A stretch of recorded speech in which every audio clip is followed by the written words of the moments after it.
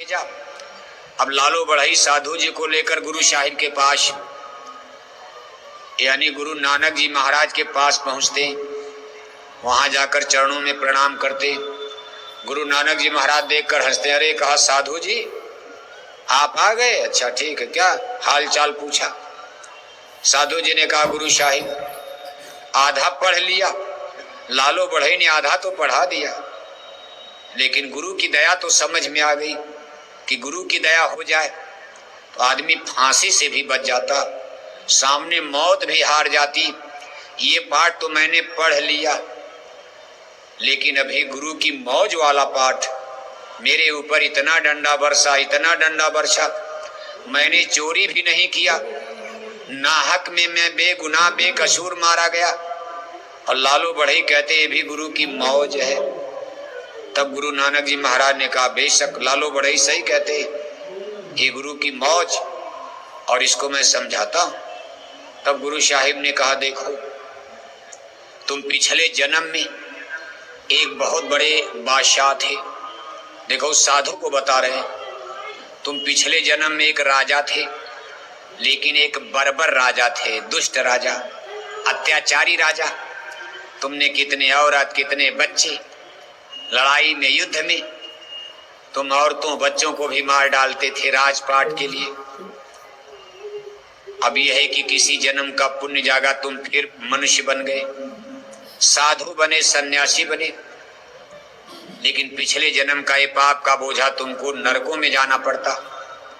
लेकिन आज तू मेरी संगत में आ गया, जिस चीज के लिए तुमको कई जन्म नरक भोगना पड़ता, मैंने तेरे कई जन्मों का ये पापों का बोझा एक एक जूता चप्पल डंडा मार मार कर कितने लोगों ने तेरे कर्मों का भुगतान कर दिया, एक एक सूली का कांटा हो गया।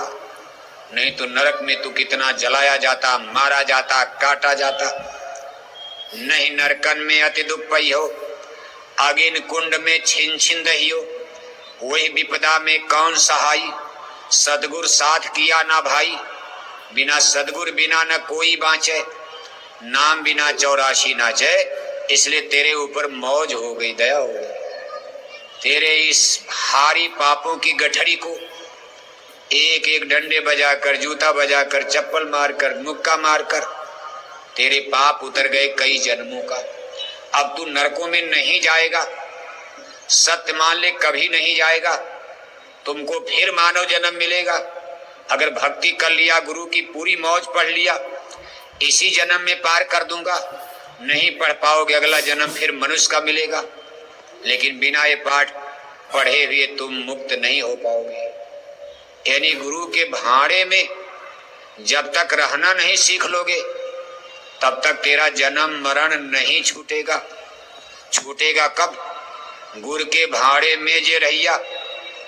कहा जब गुरु के भाड़े में रहना सीखा, तभी ये जन्म मरण का बंधन टूटता है।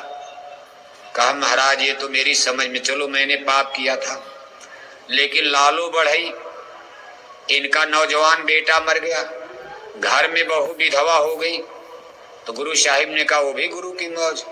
कहा लालो बढ़ई कहते गुरु की मौज है। गुरु साहिब ये कैसी मौज होती, सदगुरु की ये कौन सी मौज है, बेटा मर जाए, बेटी मर जाए, बर्बाद हो जाए, आदमी राजा से रंक बन जाए, और कहते गुरु की मौज है। तो गुरु साहिब ने कहा देखो इसमें भी मौज है। ये लालो बढ़ई की बहू पिछले जन्म की नामदानी सत्संगी थी, लेकिन इसका पति बड़ा दुष्ट था, शराब पीता था, कबाब खाता था। जब ये भजन करना चाहती थी तो उसको नाराज करता था, डांटता था, फटकारता था। इसको उसने भजन ही नहीं करने दिया। ये बार बार मुझसे प्रार्थना करती थी, गुरु महाराज ये मेरा जीवन खत्म कर दीजिए, कहीं ऐसे घर में जन्म दे दीजिएगा कि हे प्रभु अगला जन्म मुझको भजन में ही लगना पड़े, ये बेटा बेटी अच्छा बच्चा कच्चा सब खत्म हो जाए, मेरे पास सब झंझट बंधन ही न रहे, है तो बंधन। इसने प्रार्थना किया था। हमने इसको लालो बढ़ई ऐसे सत्संगी घर में, इतने बड़े साधक के घर में इसको बहू बनाकर, बेटा पैदा हुआ, बहू बनकर घर में आई, बहू बनने के बाद बेटा मर गया, अब इसके कोई बच्चे बच्ची तो है नहीं, भारी जवानी में विधवा हो गई। अब आराम से रात दिन भजन करेगी, लालो बढ़ई ऐसे साधु की सेवा करेगी, रोटी पानी देगी और फिर भजन करेगी। इसको हमको इसी जन्म में पार करना। अब इसने बड़े बच्चे बच्ची पैदा कर लिए, बड़ा पति पत्नी रिश्ता नाता बना लिया। अब इसको अमरलोक की मुहर लग गई। इस सूरत को इस जन्म में पार होना है, इसलिए भी इसके लिए गुरु की मौज दया कृपा है। देखो साधु जी चरणों पर गिर जाते, कहा गुरु महाराज इतना कठिन विषय, आप क्या देहात बात का, ये जगत और संसार, इसको समझने में जन्म दर जन्म लग जाएगा। सही बात है, इतना कठिन विज्ञान है संत मत का। अब इतनी बड़ी गुरु की मौज में, गुरु के भाड़े में, अब बताओ आज के जमाने में कोई रहेगा? छोटी मोटी बात में विचलन आ जाता, विक्षेप पैदा हो जाता, आदमी कमेंट करने लगता, कंप्लेन कर देता, बार बार बार बार, ये क्या हो गया, ये क्या हो गया, ये कैसे हो गया, मथुरा नहीं जाएंगे, हम सत्संग में नहीं जाएंगे।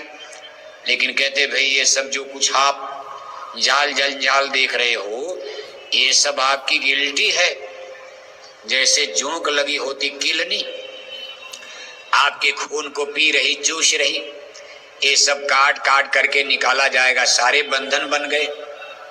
जिसको हम आप सोचते हैं कि हमारा है, जो हमारे आपके दिखाने में हितकारी लग रहा, लेकिन संतों की भाषा में आपके लिए दुखदाई है। महापुरुष कहते सूरत तो दुखी रहे हम जानी। जब यहाँ संत पधारे, उन्होंने सत्संग जारी फरमाया। अपने सत्संग में जीवों को समझाते हैं सूरत को ही समझाना। सूरत ही तो असली चीज है। हाड़ मांस की शरीर तो पिजड़ा है, ये सुनता है। अभी आत्मा निकल जाए डेड हो जाएगा। आंख का देखना बंद, कान का सुनना बंद, जबान का बोलना बंद, हाथ पैर की क्रिया बंद है। जमीन पर गिर गया, सुन्न मुन लोग कहेंगे डेड बॉडी, मुर्दा हो गए, बेकार हो गए।